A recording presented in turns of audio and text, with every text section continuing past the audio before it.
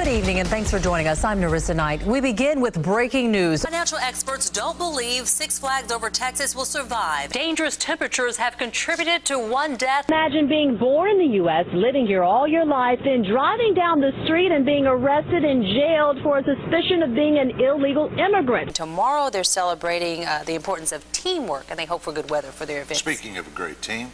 See, all year long. Copper thieves have left several businesses in the dark. Here's the latest on Hurricane Gustav. After all this time, police are no closer to catching the killer. What would the African-American community be without music? The tough economy has people considering career moves that they would never have considered in the past. An hour before the attack, the suspect was actually here at the Best Western where he asked for an application. And this just in, we've learned the first busloads of evacuees from Texas, from the coast, have arrived at a shelter in Canton. 100, 100. In the 21st century, you'd say copy-paste, because that's all we're doing exactly. on our forecast. But instead, Goodwill says return the recalled items to the manufacturer or throw them in the trash. Well, Facebook has changed the way many people connect to friends. Everyone from teens to the college crowd, even baby boomers have profiles. You can find all sorts of photos on the website, but one thing you won't see, breastfeeding. Facebook says most of those pictures are not allowed.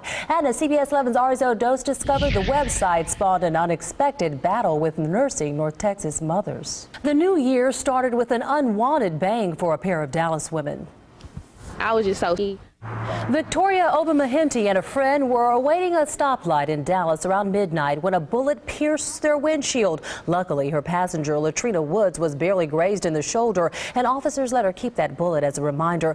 While numbers for Dallas are not yet in, Fort Worth police responded to 257 random gunfire calls overnight. Well, one man was killed and another severely injured following an early morning fire in Fort Worth. Investigators say it appeared the men were trying to put out a fire that may have been started by a cigarette. Both were overcome. Jamie Vila died. David Macias tonight remains in critical condition in Parkland Hospital. The Fort Worth Khan Academy may be forced to delay next Monday's classes. School officials say yesterday's fire caused $200,000 in damage. The computer lab was destroyed. As we start the new year, there are signs tonight that the housing crisis may be easing just a bit. Some mortgage lenders here in North Texas tell us loan applications are up, way up. People are shopping, and more importantly, people are buying. CBS 11's Stephanie Lucero is live in Dallas. Steph, we need some good news these days. Oh, we do. Dallas police are trying to determine the best way to conduct photo lineups. So, in the early part of this year, they'll be taking part in a study using what's called sequential blind lineups. Suspect photos will be shown one at a time by someone who doesn't know which picture is the suspect. When photos are viewed sequentially, experts say it's less likely the wrong person will be chosen. Misidentification has been a key factor in the vast majority of wrongful convictions nationwide overturned by DNA testing.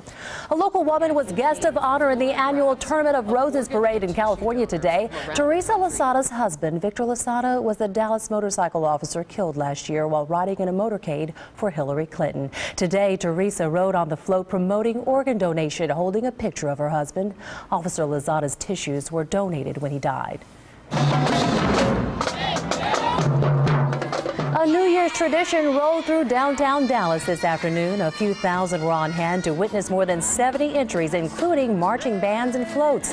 This year's theme of celebrating community highlights many North Texas organizations and the Cotton Bowl Classic.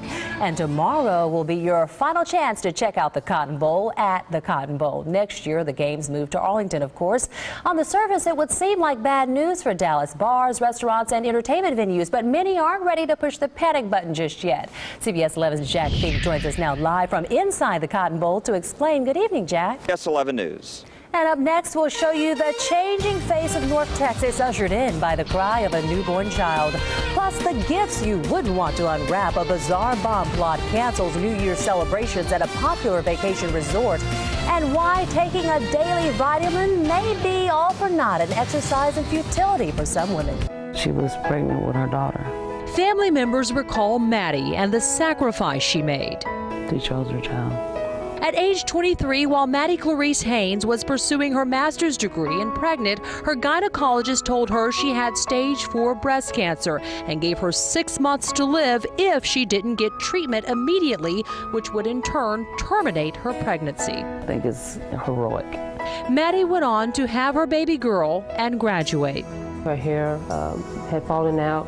She had gotten considerably, thinner. Maddie died when her daughter was 6 years old, leaving her in limbo. Shipped off a lot of times to other family members. Maddie's little girl was shipped from one side of her family to another with grandparents, aunts, uncles, cousins. When she wasn't there, because we would always wonder how she was doing. While attending Dallas schools, Maddie's daughter won awards and oratory competitions for starters.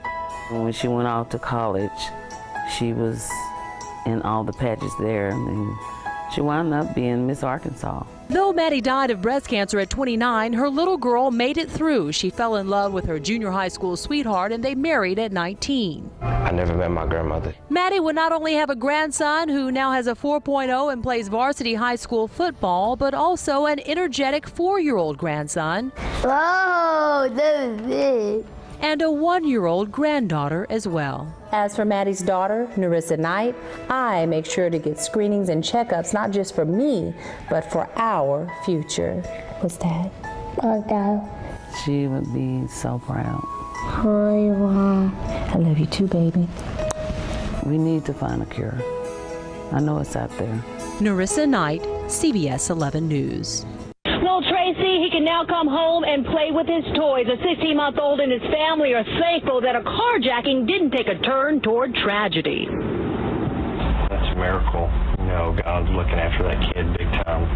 Neighbors are counting a 16-month-old's blessings after the toddler was spared in a carjacking that seemed to steer wrong from the start late Tuesday night. And police say the toddler's 23-year-old mother, Isabella Zavala, exited her car just for a moment. Came up and punched the mother.